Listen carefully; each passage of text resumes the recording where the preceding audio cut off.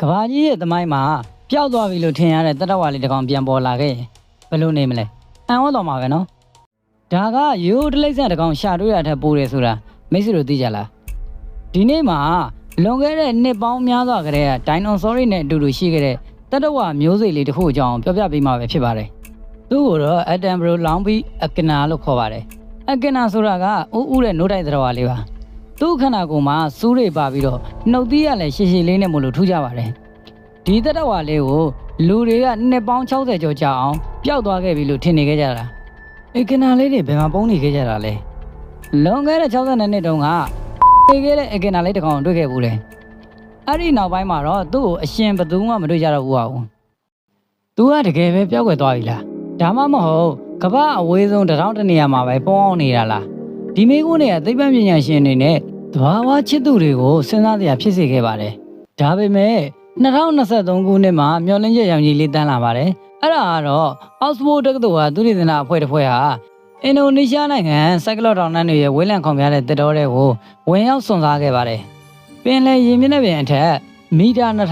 6562ပေအမြင့်မှာရှိတဲ့ဒီတောင်တန်းတွေဟာသူတို့ရဲ့လေဝက်ချက်တွေကိုအချိန်ကြီးအကြာကြီးဖုံးကွယ်ပေးထားခဲ့ပါတယ်ဒီခီးစဉ်အတွင်းမှာပဲအလွန်ရှားပါပြီးရှားခတ်တဲ့ဧကနာတွေရဲ့ပုံရိပ်တွေကိုမထင်မှတ်ပဲမှတ်တမ်းတင်နိုင်ခဲ့ပါတယ်ဒါဟာလွန်ခဲ့တဲ့62နှစ်အတွင်းမှာဒီတတဝါတွေအသက်ရှင်ကျန်ရှိနေသေးတယ်ဆိုတော့ပထမဆုံးသိပ္ပံနည်းရတွေ့ရှိခဲ့တဲ့အထောက်အထားတွေပဲဖြစ်ပါတယ်လွန်ခဲ့တဲ့62နှစ်အကြာကမှတ်တမ်းမတင်နိုင်ခဲ့တဲ့ဒီတတဝါတွေဟာယနေ့အထိအသက်ရှင်ကျန်ရှိနေသေးတယ်ဆိုတဲ့အကြောင်းကိုပထမဆုံးအနေနဲ့သိပ္ပံနည်းရအထောက်အထားတွေနဲ့ကျွန်တော်တို့တင်ပြလိုက်ပါတယ်လို့အောက်စဖို့တက္ကသိုလ်ကသုတေသီတွေကသူတို့ရဲ့လေ့လာမှုစာတမ်းမှာရေးသားထားခဲ့ပါတယ်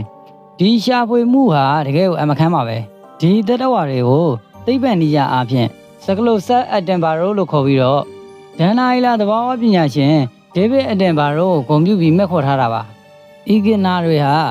သူတို့ရဲ့စူးကျွန်းတဲ့အမွှေးတွေနဲ့နှုတ်သီးရှိတွေကြောင့်ထူးခြားပါတယ်သူတို့ကိုလွန်ခဲ့တဲ့နှစ်သန်းပေါင်း200ခန့်ကဒိုင်နိုဆောခေတ်ကလေးကပေါ်ပေါက်လာခဲ့တယ်လို့ယုံကြည်ကြတဲ့လူတွေလည်းရှိပါတယ်ဒါကလည်းသူတို့ရဲ့ရှေးဟောင်းမျိုးတွေကြောင့်လို့ပြောလို့ရတယ်လို့သူတို့ရဲ့ကြောက်ပြည့်ရုပ်ကျွန်းတွေကြောင့်မလို့ရည်ညွှန်းကြတာဖြစ်ပါတယ်ပြီးတော့သူတို့ဟာကမ္ဘာပေါ်ကအရှားပါဆုံးနို့တိုက်တရဝါတွေရဲ့တစ်မျိုးဖြစ်ပါတယ်ဒီရှာဖွေတွေ့ရှိမှုဟာမျိုးတုံးတော့မယ်လို့ယူဆရတဲ့မျိုးစိတ်တွေကိုကာကွယ်ဖို့အတွက်ပညာပညာရှင်တွေရဲ့ကြိုးစားမှုတွေကိုဒီထက်ပိုပြီးခွန်အားအများကြီးဖြစ်စေခဲ့ပါတယ်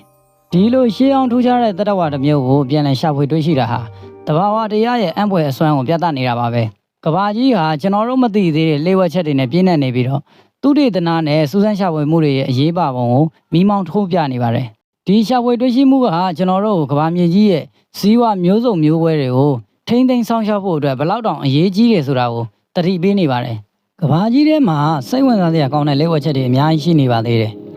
နောက်ထပ်လည်းကျွန်တော်ပြောပြပေးမယ့်အံ့ဖွယ်ထူးခြားတဲ့အကြောင်းအရာတွေအများကြီးရှိနေသေးတာကြောင့်ကျွန်တော်ရဲ့ channel လေးကို subscribe လုပ်ထားပေးခဲ့ကြပါဦးခင်ဗျာမိတ်ဆွေတို့ဒီဧကနာလေးတွေရဲ့အကြောင်းကိုနားထောင်ပြီးတော့မိတ်ဆွေတို့ရဲ့ခံစားမှုထင်မြင်ချက်လေးတွေကိုလည်း comment မှာဆွေးနွေးပေးခဲ့ကြပါဦးနောက်ထပ်ဗီဒီယိုတွေမှာပြန်လည်ဆုံတွေ့ကြပါမယ်